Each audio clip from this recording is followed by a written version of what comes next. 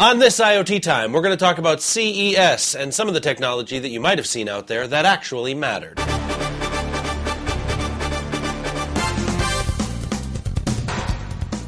Hello folks, I am Ken Briota, Editorial Director for IoTEvolutionWorld.com, and you are here on IoT Time.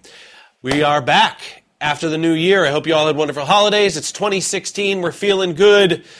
This is Ground Control, missing Major Tom. I hope you all are having a wonderful time.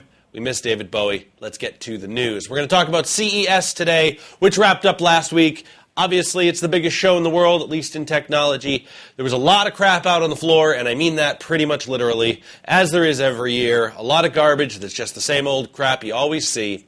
But there were a couple of things that actually mattered. Now, I wrote about a lot of stuff that happened. Here are the top four. In connected transportation, we had Audi Connect, which was a partnership that came out between Audi Automotive and Cubic Telecom, the Irish connectivity vendor. Together, they are working on connecting all Audi's vehicles across Europe, regardless of cellular provider. You can take your Audi through any market. You won't pay extra charges. You can just be connected. Works for infotainment, works for nav, works for a lot of different things. So that was an awesome reveal. We'd seen the tech before, but we hadn't seen the brand. So Audi Europe, well done, well done.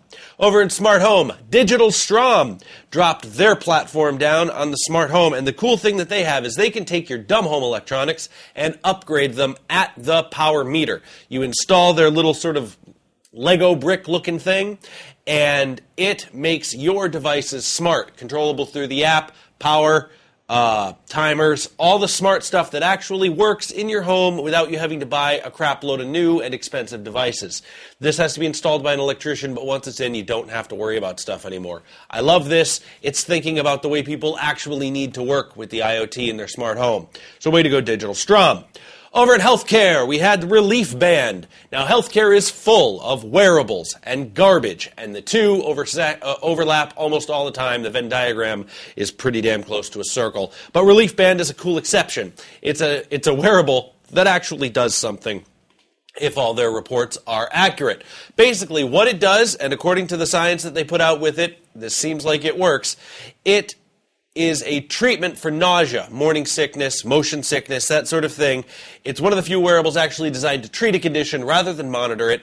It does it with a series of vibrations and dealing with your body's internal rhythms.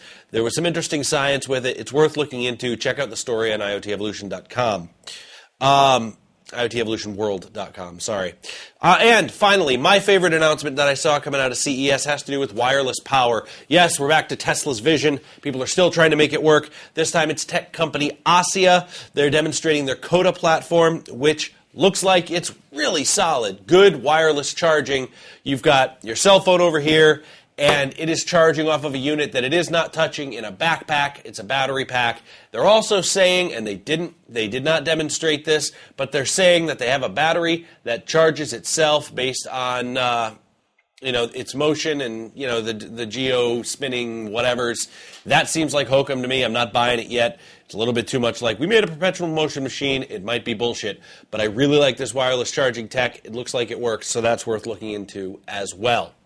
The nice thing about all of this stuff, folks, as we move into a segment we haven't done in a while, MyIoT, is that it all works. It all does something. I am so tired and over IoT just for looking at stuff's sake. That's past. That's 2015. It's 2016 now, folks. Stop making crap just to look at stuff and make crap that works. It is time to make the IoT functional.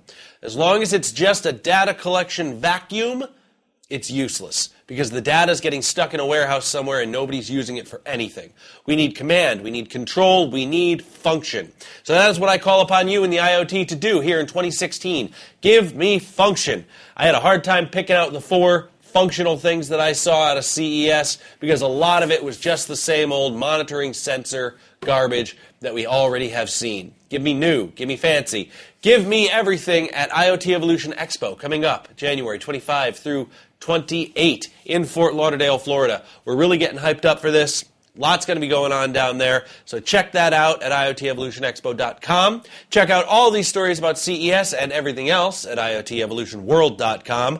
Check out the new IoT Time podcast It will be available for download from SoundCloud, and you can find that on our website as well. So I'll be hosting it. I'll be doing interviews. If you want to be one of my guests on the IoT Time podcast, just reach out to me either on Twitter at Ken Briota or via email. I'm all over the web. You can't not find me. You can also tweet us at IoT Evolution. We want to see you everywhere. Be there. Be square. Drop me a comment. Download the podcast. Watch this video, which I assume you just finished doing. Thanks, folks. That's all the IoT time we have for today. We'll see you next time.